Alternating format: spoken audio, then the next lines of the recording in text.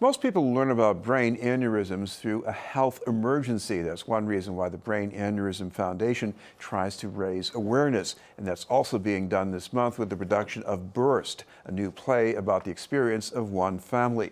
We'd like to welcome the playwright, Leigh Horan, and a survivor who's chair of the foundation's board, along with having been a state and city transportation official, Tom Tinlin. Thank you both for being with us. Thank you. Thanks, Chris. I want to start with Tom. You are the survivor, and you've had this experience. What was it like for you? It was, well, something you'll never forget. And my situation is unlike a lot of people, is I never lost consciousness. So I was up there doing a charity auction in my neighborhood, trying to help out a nonprofit. And we should identify that neighborhood, of course. Yeah, of South Boston, and still born, raised, and still live in South Boston.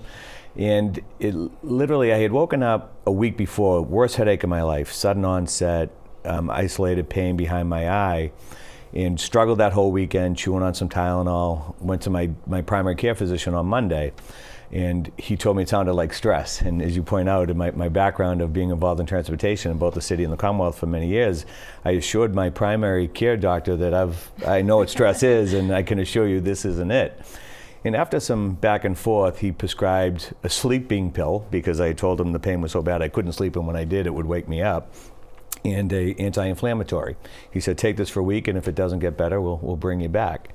So that Sunday, I took the morning dose, and I said to my wife, I can't wait to go back and see him on Monday, because this medication didn't do anything. You know, it was just still that just constant pain. That afternoon, it felt like somebody took my head and just started shaking it violently. And then all of a sudden, there was a feeling of almost relief. And the headache in and of itself dissipated a little bit, but it felt as though somebody had taken a warm cup of tea and poured it over my head, which now I know was the blood, spreading throughout my brain and becoming very, very close to killing me. And my wife got me over to Beth Israel Deaconess Medical Center, where they just so happened to have a Brain Aneurysm Institute. Put me in the tube and took a nice MRI, and I'll never forget the doctor telling me, you're in grave condition. Now here I am, I'm alert, I can talk, I can communicate, which is both is a gift and a little unsettling as well. And then he said something which I'll never forget. He said, is there anybody that you want to talk to? Because when it happens, it's going to happen fast. And I knew what he was saying, and he and I had that conversation, that I understood what he was telling me. And then, they brought my wife in, and she and I had what we thought might have been the last conversation we ever had. And they stabilized me then and there. They wanted to see how much damage, if I lived through the night, they would do a surgery the following morning, which they did. And they went up through my femoral artery and coiled the ruptured brain aneurysm that had almost ended my life. And upon doing that, they also discovered that I'm one of the 15%ers that have a second unruptured aneurysm, one that they continue to monitor. And that's why it's just so important, the work that we at the Brain Aneurysm Foundation do with our partners who have stories about themselves or their loved ones, and this play Burst, to really help raise awareness. Because it's very, I don't want to say it's rare, but there's usually some type of warning sign. But the lack of information, both on the patient side, but probably more importantly on the physician side, leads to many, many misdiagnoses, which frankly lead to death or complete life-altering disability for the rest of somebody's life. It's shocking. Amy, your play is about what happened to your mother. What stands out in your memory about that? Oh, wow. How little we knew. I think I had a similar experience when my grandfather called me and said, your mother had a ruptured brain aneurysm on December 3rd, 2013, so 6 years ago tomorrow. I remember I could tell something was really wrong just because of the way his voice cracked, but I didn't know what it was. I flew home immediately. I went to the neuro ICU at Tufts, and she was in an induced coma that carried on for days and then weeks. And she received incredible medical care, and we were so lucky to be close to Boston and Tufts, and she did rehab at Spalding, but she has been able to make an almost full recovery, which is really incredible and really rare. So we feel really, really lucky, as I'm sure you do too. But yeah, how little we knew about it, how common, I mean, it's 1 in 50, I think now that they've identified, and it's especially common in women over 40. My mom did have really horrible headaches, it's the worst of her life, but she didn't really take the symptoms seriously. She thought maybe she needed water or caffeine, or I think a lot of women and men don't take their symptoms as seriously as they might want to. So that's stuck out to me. When you put this into the form of a play, what were you picturing? Because I guess some of this takes place at the hospital? Yeah, so when we were in the waiting room, I come from a big Boston Irish Catholic family, so there was like 20 something of us in the waiting room at all times, and the doctors did encourage that we limit stimuli in the neuro ICU. So my dad pretty quickly decided that meant only one person could go into the neuro ICU at a time.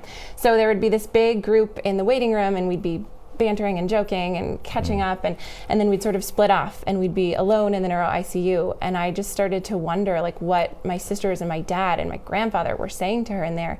So I started writing the play as a sort of way to explore kind of the grief we were all experiencing. So the scenes of the play actually flip back and forth between this big waiting room that we sort of had a lot of fun in. Like the play is funny even though it's serious, and these one-on-one monologues with the mom. So that's the kind of device of the play. And this has been Aneurysm, and we're talking with playwright Leigh Horan and Tom Tinlin from the Brain Aneurysm Foundation. Tom, a family, when you have an aneurysm, it's not just a cast filtering information. They're part of your recovery, aren't they? Oh, 100%. And I think what Amy says, bears some follow-up. So the best science available show that 1 in 50 people have a unruptured brain aneurysm that they're completely unaware of. And they may live a long, healthy life and die of something completely unrelated. But when you look at that, just in our country, the United States, there's a population of around 327 million, which means over 6.5 million Americans are walking around with an unruptured brain aneurysm. For unlucky ones like Amy's mom and myself, every 18 minutes an aneurysm ruptures. When an aneurysm ruptures, 50% of those who have the rupture that Amy's mother had, that I had, that many people have, 50% of that population die in the first 24 hours. The ones that don't, 50% of that population will die in the first 30 days. The ones that live through the first 30 days, 50% of that population will have a life-altering disability in some way, shape, or form. Some very acute, some rather minor, but quite frankly, something that we as survivors are constantly aware of. In terms of support network, the family is the foundation, because you're different. And initial recovery for me, the forgetfulness, the loss of being able to grasp words. I mean, I've done your show before, and I've been in settings where I've done press conferences with dozens of cameras. And now, for the first time in memory, I could find myself struggling to find the word that I was searching for, which before would have came to me just like that.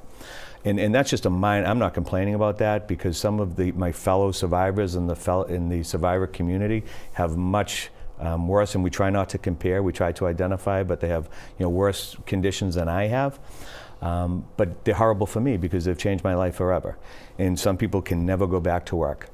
I'm just around 2.5 years post-rupture, and I'm able to work, spend time with my family, and travel. And then you have some people that, the level of care, whether it be paralysis, memory loss, the ability to work, family to care for them, and whether it be, in a very meaningful way, as opposed to just reminding somebody of where they're supposed to be or what they're supposed to be doing. So I find now that I have to write a lot of notes and remind myself to do a lot of things, and but sometimes it still gets frustrating. But again, with the Brain Aneurysm Foundation, the work of people like Amy, raising that level of awareness. The federal government spends about 83 cents for every person affected by a brain aneurysm. That's just so woefully inadequate. And there have been bills pending before Congress. Our friend Congressman Lynch has been a great advocate. Congresswoman Ayanna Pressley has been great, because Amy talks about the demographics. Women, more so than men, are more susceptible to brain aneurysms, and women of color are the most at-risk population. So I think that my father and mother have always taught me that gratitude not expressed is not gratitude. So I sit here with the gifts given to me by the Brain Aneurysm Foundation, by Beth Israel Deaconess Medical Center, by my doctors and nurses. Ironically, I'm going to my ICU nurse's wedding on New Year's Eve, right? Those connections that you make. And people like Amy, if I don't try to give that back and do what I can do in a very small way, to raise some awareness, both on the medical side and on the patient side, then this gift that I've been given would be just selfish, and I couldn't do that. But family is an important role. Amy, is your play just about informing people about a health problem, or is this about maybe a message to all the people who are living with this problem, helping people recover from it? I think it might even be more than that. I was surprised that after the play, a lot of people came up to me, audience members, and told me about their experiences in a waiting room. And I think art and theater often really gives people permission to have conversations that they otherwise wouldn't be having. So that was the really beautiful thing about it. It wasn't even necessarily just a brain aneurysm play after. It's a play about grief and family and the messiness of all of that. So the advocacy and the brain aneurysm's involvement has been a real gift. I never imagined that it would be a vehicle for awareness, but that's also what it's been because of their involvement. Well, it's being performed by the Longwood Players, so if people want tickets, what should they do to follow up on that? They can go to longwoodplayers.org. And coming back to Tom, if people want some more information about what's going on with the foundation, how can they find that? BAFOUND.org. It'll also give you the early warning signs as well. Thank you very much for being with us, Tom Tinlin Thank you. and Amy Leigh Horan. Thank you.